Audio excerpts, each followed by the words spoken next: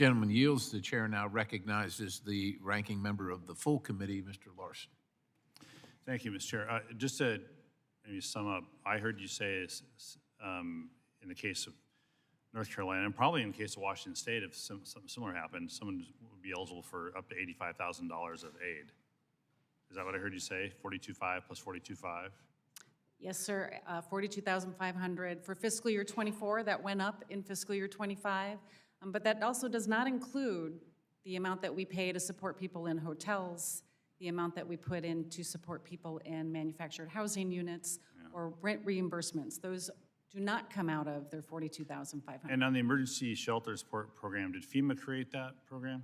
That program was directed by Congress. Congress created that program. Congress created that program. And told you to do it. And asked me to do it, directed me to do it. We don't ask you to do it. Yeah, you don't. We told you to do it.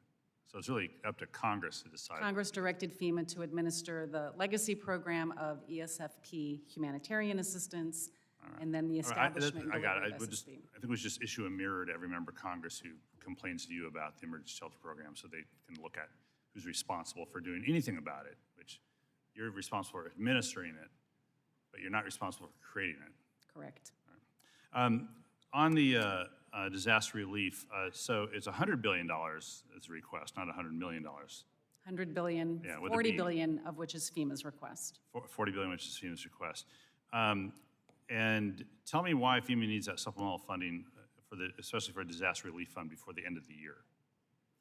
We were given the ability to spend against the fiscal year 25 budget with the continuing resolution, which was just over $20 billion. Right. We went into that with a negative because we had paused close to $9 billion in payments through our immediate needs funding for fiscal year 24. Right. So the first bills that we paid were those recovery projects in communities across the United States.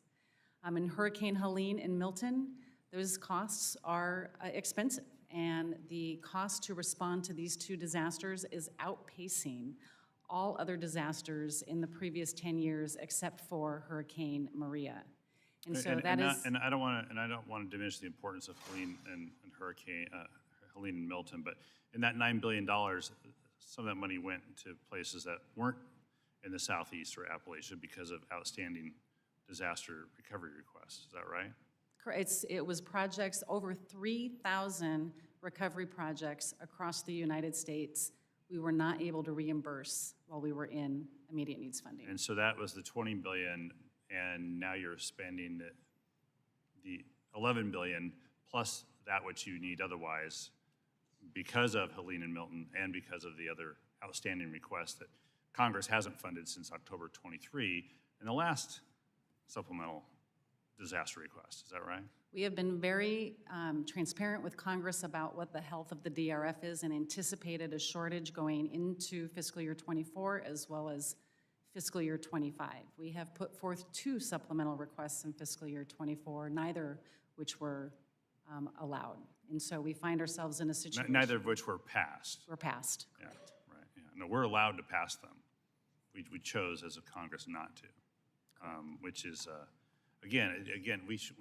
For some of this, we need to be looking at ourselves, but for some of these things, we need to be looking at you. For instance, on individual assistance, a universal application, for instance, we want to get Representative Titus and Representative Graves' bill passed, so there's a universal application instead of having to fill out several applications just to get, it's like trying to fund a road. We got to go for 5, 6 different grants to get a road funded.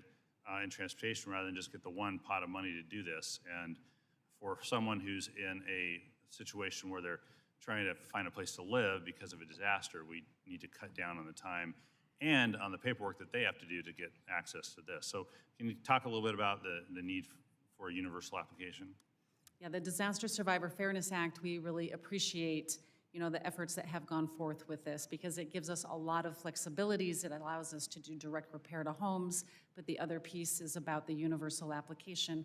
We want to reduce the burden that these individuals are facing after they have just experienced probably the worst day in their life. And so to be able to make it easier on them is the goal of the universal application. I want to just conclude by talking a little bit about the politics of the situation, and I condemn what this employee did as well. And playing politics with disaster aid hurts Americans. It hurts all of us, especially when they need the government most.